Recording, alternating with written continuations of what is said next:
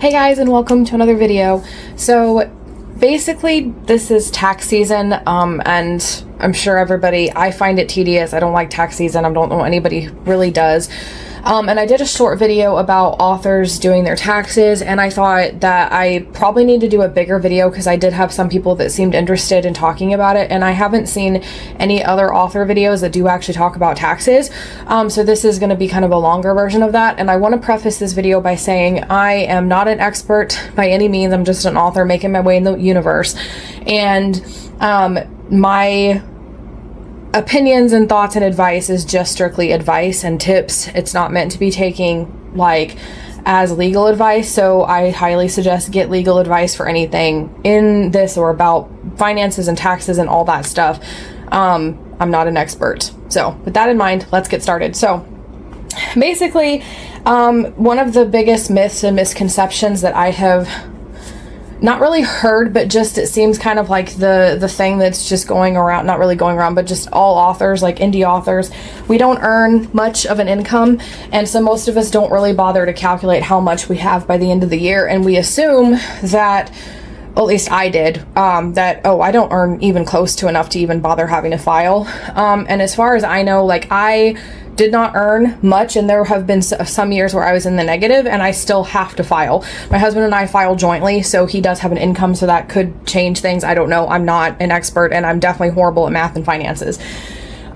So another myth is that your income is not only going to come from your books. It comes from, when you're an author, typically you have multiple streams of income, and it's kind of like you're running a small business where you get a little bit from your books, you get a little bit from your store, you may be a YouTuber or a social media influencer, and you get a little bit from that. You may be a cover designer or an editor or a formatter.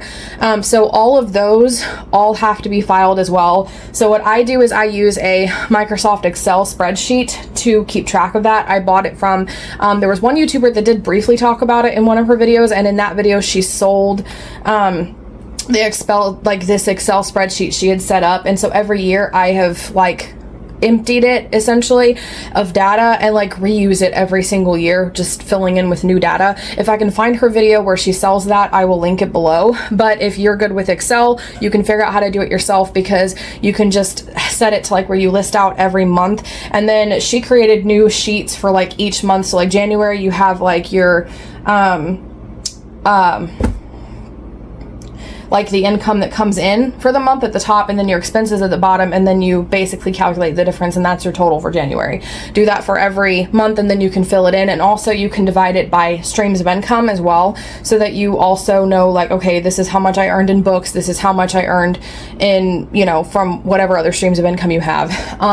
Now with your expenses, another tip is your expenses are going to be divided into categories that is from the people who do your taxes. I don't know who's in charge or who does it, but I think it's like advertising, supplies, professional services, purchases, and there was one more, I think, but I can't remember what it was. So those are going to be the categories. So every expense that you do, you have to figure out which category it belongs to. My real short that I did kind of touched on that a little bit. So like if you purchased copies of your book, like you see behind me, like these are my personal copies, but if I were to sell these, that would count as supplies. If I were to hire like my editor, when I paid her to edit Survivor, that counts as a professional service.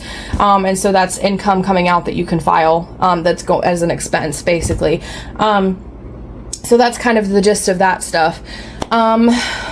So yeah, so first of all, I always like to calculate the different sites, because like I'm selling my books on KDP, which is Amazon, but I also sell them on Draft2Digital, which covers everything else. So Barnes & Noble, Apple Books, Kobo, like all the other stuff.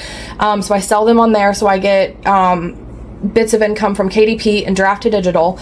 I'm also an editor, so there are times where I do have editing income coming in. So I divide it according to those. And then I also earn a little bit from audiobooks, though that's not very much.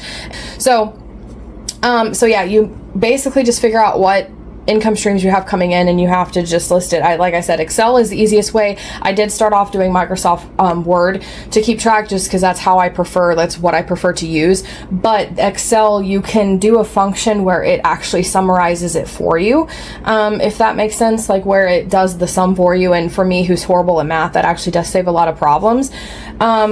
So yeah, I'm trying to figure out what else you may need to know. If I don't know, it's different for every state, but I know, and I can't remember the exact number, but if you come out negative, it's so many years in a row that you get some sort of penalty or some sort of something. So, and for me, I sometimes am in the negative because we pour a lot of money into my books and stuff, and I don't really see a good return for it. And most of my income comes from my editing, which I then put back toward my books. And because it's cost a lot to like edit right now, I don't actually really see a lot of my money. So even with the Kickstarter last year, it all went back toward the book, so I was actually like in the red this year.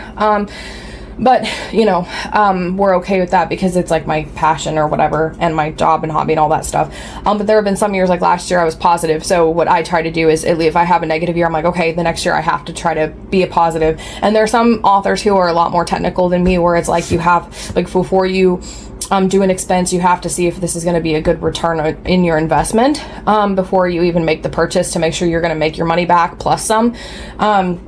So, and if you sell your book, so you may have KDP, you may have like Draft to Digital or other self-publishing platforms. Barnes & Noble has their own, if you may use them directly. Google Play has their own. You may also sell your books from your website and get income from that. You may have merchandise from a merch store or a website that you may need to calculate. If you're a blogger, you may have like ad revenue or things like that may come in. You may be a YouTuber or Instagram influencer or TikToker or have a TikTok shop. So any of those will need to be included in there. You may be an editor, a cover designer, or formatter. I also did freelancing work, so I was on sites like Fiverr and what was the other one? Upwork, getting income from that, from freelancing. And I would do writing and editing on those sites, which I kind of bundled all the freelancing stuff into one category to make it easier. So yeah, you basically just have to calculate everything, and anything that you spend that goes in toward your business, you as a business actually does count as an expense.